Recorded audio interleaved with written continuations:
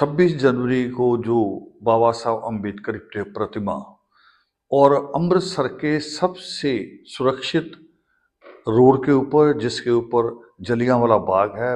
और दरबार साहब है, हाई सिक्योरिटी भी है और एक सद्भावना का प्रतीक भी है। हर जाति हर मजहब का आदमी उस रोड पे आता है अपना सजदा करने के लिए। और वहीं पे 26 जनवरी को बाबा साहब अम्बेडकर की प्रतिमा के ऊपर एक नौजवान चढ़ता है और हथौड़े चलाता है। मगर जो बातें उसके बाद और भी दुखदाई और गंभीर निकल कर आई हैं कि उसकी माँ ने कहा कि ये बच्चा बचपन से पगड़ी नहीं बांधता था, इसके केस नहीं थे, ये बिल्कुल सहजधारी था। मगर दुबई गया, दुबई से लौटने के बाद 3 महीने हो गए इंडिया आए हुए, एक बार भी घर नहीं गया। तो वहां से गंभीर बात खड़ी होती है कि ये 3 महीने किन लोगों के टच में रहा, किन लोगों ने इसको बाबा साहब अम्बेडकर की प्रतिमा पर ही हमला करने के लिए उकसाया।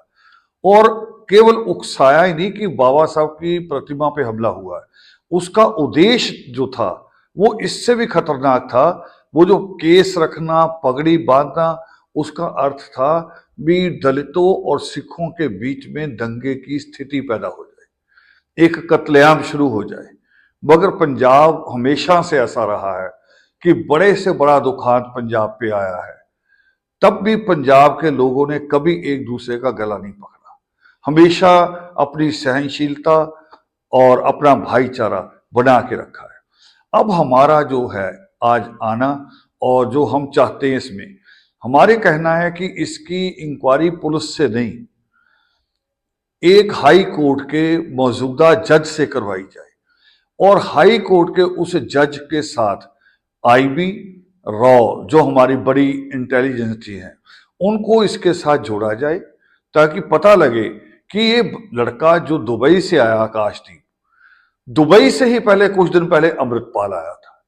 उसने भी पंजाब का माहौल खराब करना शुरू किया था। तो दुबई से कौन सी शिक्षा होती है, दुबई में कौन बैठा है जो भारत के खिलाफ ये सारी चीजें सिखाता है। और भी घटना हुई उसी दिन विदेशों में लोगों ने संविधान को जलाया,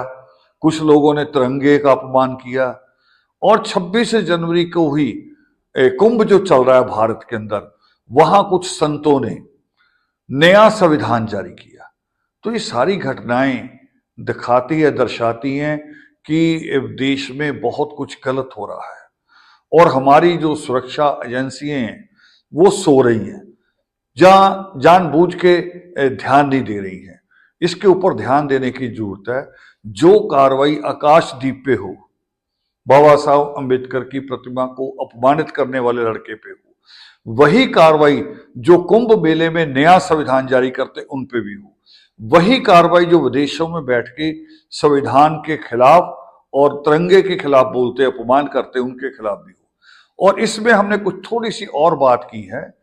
कि ये कार्रवाई ये नहीं होनी चाहिए कि वही आर्मी कुछ दिनों बाद कहे कि जी मैं अब शपथ ग्रहण करता हूं, अब मैं भारत के संविधान में विश्वास रखूंगा। इतना आसान नहीं होना चाहिए। इसकी सजा इतनी सख्त होनी चाहिए कि वो आदमी चुनाव लड़ना तो दूर की बात, वो आदमी का वोट भी नहीं होना चाहिए, उसके बच्चों का वोट नहीं होना चाहिए, और उस आदमी की जितनी भी भारत में चल अचल संपत्ति है, वो सारी संपत्ति की नीलामी, सील नहीं कहूंगा मैं, मेरा टेक्निकली वर्ड समझ लीजिए, सील करना होता है कि सरकार ने अपने पास रख ली, फिर वो थोड़े दिनों बाद आएगा, किसी ना किसी की सिफारिश लेके प्रॉपर्टी वापस मांगेगा, उसकी प्रॉपर्टी नीलाम की जाए,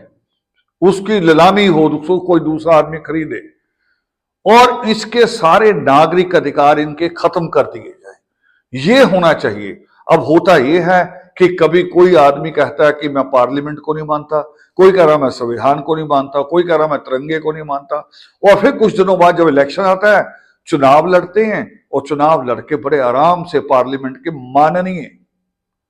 माननीय सदस्य बन जाते हैं। ये तो बहुत बड़ा अपमान है, मजाक है देश के साथ, संविधान के साथ, कानून व्यवस्था के साथ, हर चीज के साथ मजाक है। तो मेरा ये कहना है कि चाहे कोई बाबा साहब अम्बेडकर की प्रतिमा का अपमान करे,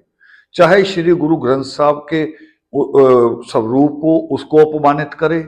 चाहे कोई नमाज करते हुए लोगों को लात मारे,